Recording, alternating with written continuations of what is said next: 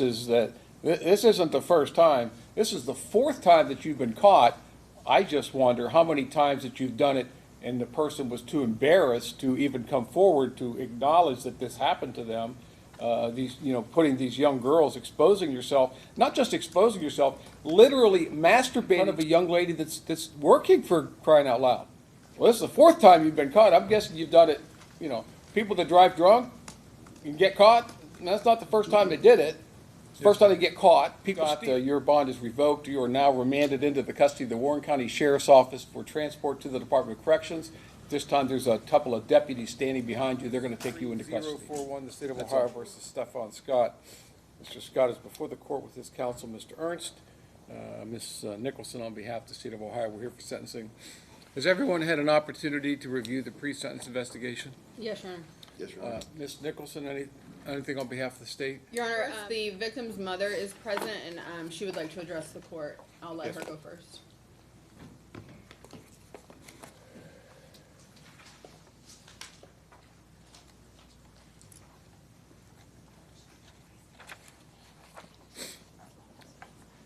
Would you please go ahead and state your name for the record, please? Stephanie McKeon.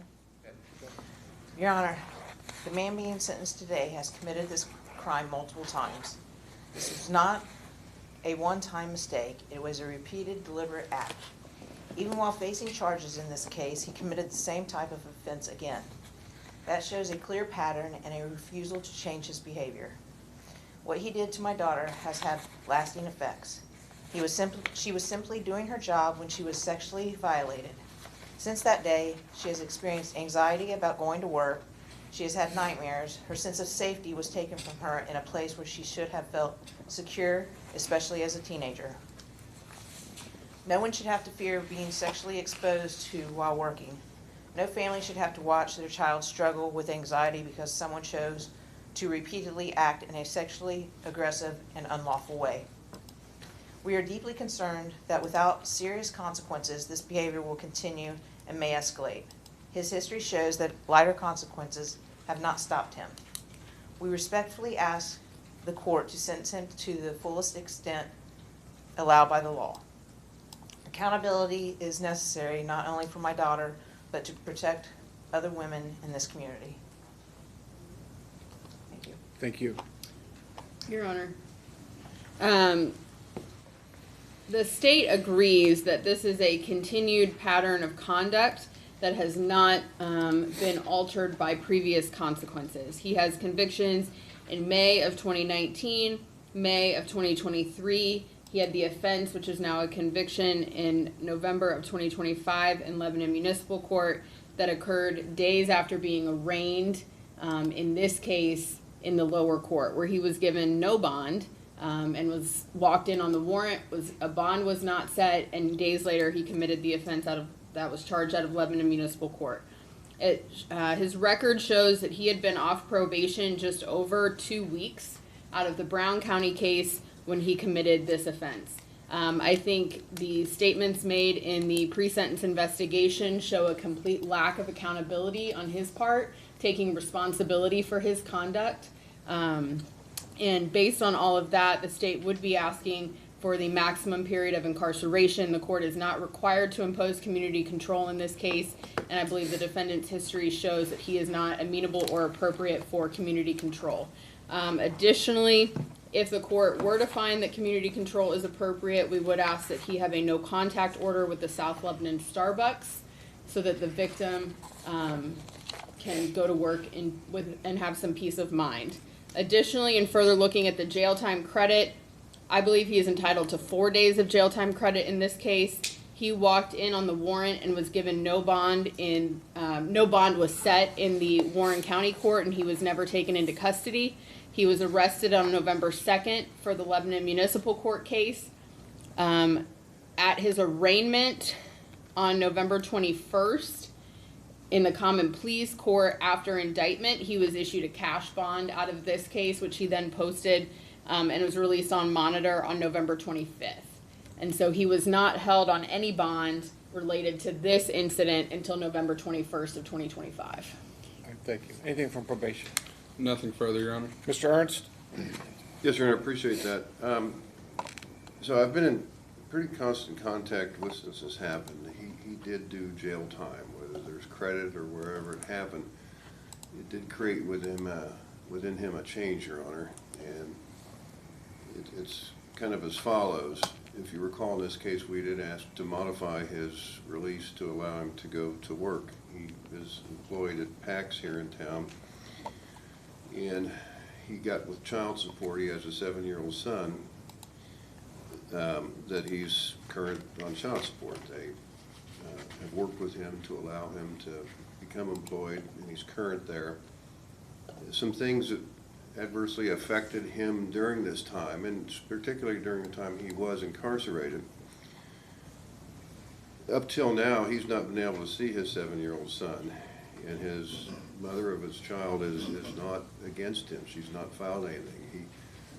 He has been without now for, what, 4 months. The ability to participate in the sports that he was doing before this happened. He's become involved as he's able to with Faith Building Church here up by the Y. He's really stressed to me a need to further that with being able to go to church to develop the community. He's researched these things. He has, throughout this event and what's happened here, there has been a change that he has stressed repeatedly. He will engage in counseling. Those 4 things, I think, are something that's different than what's happened to him before, where he has made a decision in his mind that he needs to address this, and will follow any recommendations you make. This has had a deprivation of his ability to help raise his son. That hurts. We respect everything that's been said to you today.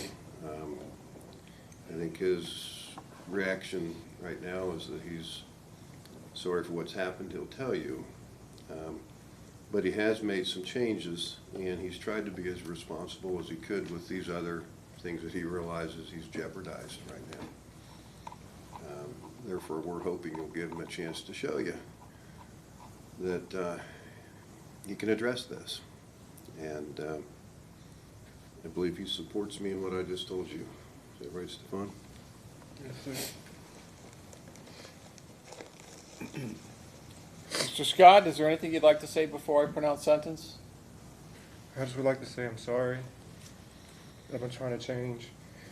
I haven't been able to go back to church, and I think that I just been every night I think about this. It's always on my mind. I know the pain that I caused. I just want to make it right, and I'm so sorry.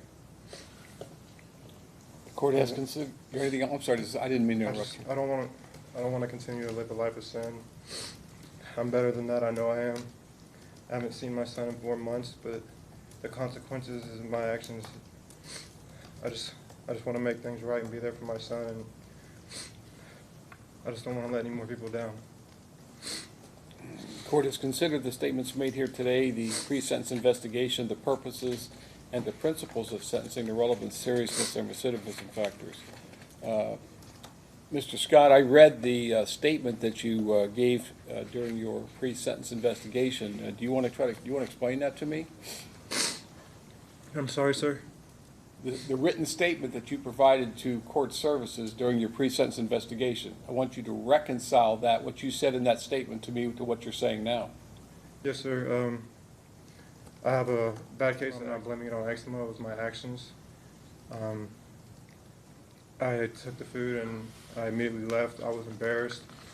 My face was plastered all over Facebook and Instagram. Again, I don't understand what the eczema has to do with you masturbating in front of a 15-year-old girl. Your Honor. And the other problem that I'm going to have you address is that this isn't the first time. This is the 4th time that you've been caught. I just wonder how many times that you've done it and the person was too embarrassed to even come forward to acknowledge that this happened to them. Putting these young girls, exposing yourself, not just exposing yourself, literally masturbating in front of a young lady that's working, for crying out loud. Reconcile that with for the person that you claim to be now standing before me. You need to reconcile that to me because right now my mind's going, well, this is the 4th time you've been caught. I'm guessing you've done it you know, people that drive drunk and get caught, and that's not the first time they did it. It's the first time they get caught. People stealing. It's never, you don't get caught every time you do something. So you try to reconcile with what the person that you're trying to represent to me today, reconcile that with the person that is in this report. I'm trying to understand, like, what are you trying to? Well, you're trying to represent yourself that, you know, that, hey, it's a wake-up call for me. Okay, I understand. I got the message, Judge. This will never happen again. It really wasn't a sexual thing. It was eczema that caused me to scratch myself to the point where I ejaculate. That's pretty hard to believe. No, sir, I understand what you're saying, sir. Okay, now I'm going to give you one last opportunity. Yes, sir. When I was locked up, I don't go to jail like that. I don't go to jail at all. When I got locked up for those 24 days, I've seen so many things.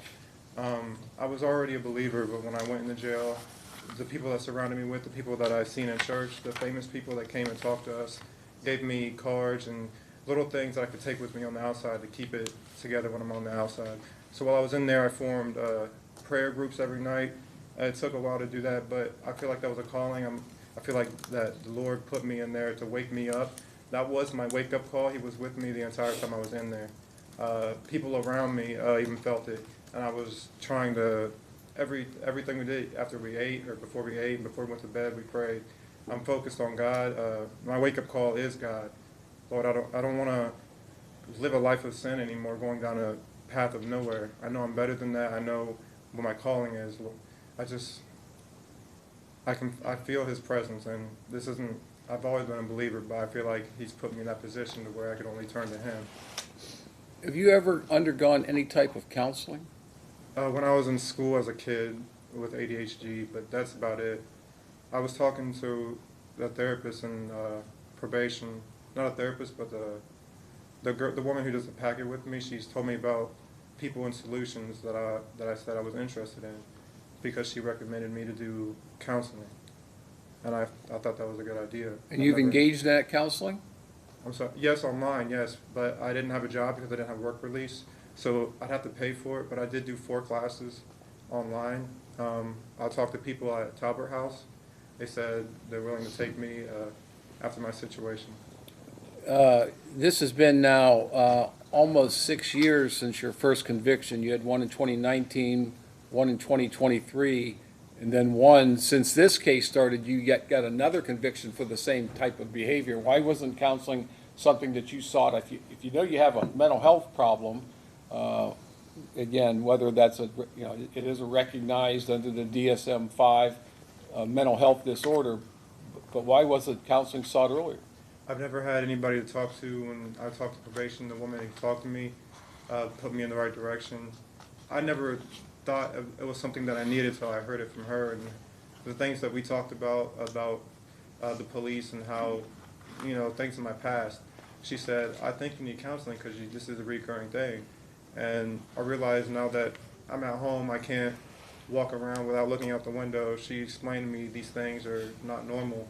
Me, growing up, I always thought it was normal in the environment that I grew up in. Realizing what she has told me, I feel like You thought this was normal behavior? No, when I like the things that we talked about, like when I walk around in my house, I have to peek out the window or do things that normal people don't do. And she said that is a cause from certain past trauma. And when she started explaining that to me, I agreed that I do need therapy. I never considered it until we went and dug in my past, is what I was trying to say. You have health insurance now? I do, with my job, yes. That's one of the things we talked about, was getting his insurance reestablished through this company to then get those things set up and have the funds to pay for it. All right. Your Honor, I would just, in brief response, I would just note that the Talbot House assessment was completed January 15th of 2026, and the statement he made as a part of his PSI was January 10th of 2026, which were 6 weeks or more after his incarceration, and that don't reference anything that he's talking about here today before the court. The assessment was separate. I called for the information that she gave me to Talbot House. I never did an assessment. I called. Oh, you did an assessment? I did do an assessment, yes, sir, but that was before I had the meeting with her. she basically gave me, hey, you should go over there and talk to this person at this place and get therapy from this person. That's basically what I was saying. And you did that? I called, yes, but I can't do anything while I'm on house arrest or doing this case. Who told you that? I can only leave for court privileges and work. Well, that's certainly not true. If all you had to do was call community corrections and say, hey, I've got a counseling appointment, can I go? And they would say, Mr. Henry, what would they say? They would say, as soon as you get his verification, you're good to go. Yeah, that's all it takes is a phone call. Yeah, that's simply not true. Yeah, you know, Mr. Scott, there's nothing that you have said today that convinces me, and again, whether this, I'm not going to get into a discussion as to whether this is a mental health disorder or not. The DSM certainly recognizes it as such, but I don't think you've gotten the message.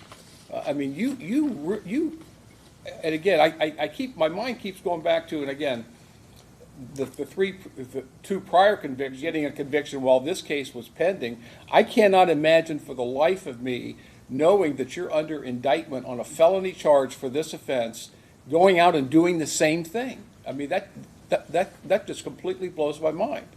I'm going to make a finding today, sir, based upon the information I have, that you are not amenable to community control and that prison is now necessary to fulfill the purposes and principles of sentencing, primarily punishment and deterrence. So if you think the 24 days in jail for the Lebanon Municipal Court case got your attention, I think I'm going to get it now. So that's what I'm going to do. I'm going to order you to serve 10 months in prison. The reason I'm not ordering you to serve 12 months, the maximum, is because you did enter a plea and did not make this young lady go through the trauma of having to relive that whole thing in front of 12 strangers. So you're going to serve 10 months in prison. You get credit for the 4 days you served on this case. Even though you served 24 days in jail, the 20 of those days are going to be credited to your Lebanon Municipal Court case. The court does make a finding that the prison is necessary based upon the extensive prior history of this particular offense. Obviously, you haven't responded to any type of sanctions that the court has imposed previously, and that you just continue to engage in the same type of behavior. So that will be the court's finding. Ms. Nicholson, is there anything else? You waived the fines and costs? Yes. Nothing further. Mr. Ernst?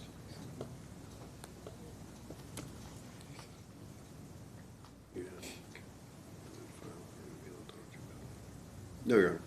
All right, this time, Mr. Scott, your bond is revoked. You are now remanded into the custody of the Warren County Sheriff's Office for transport to the Department of Corrections. This time, there's a couple of deputies standing behind you. They're going to take you into custody. That's all.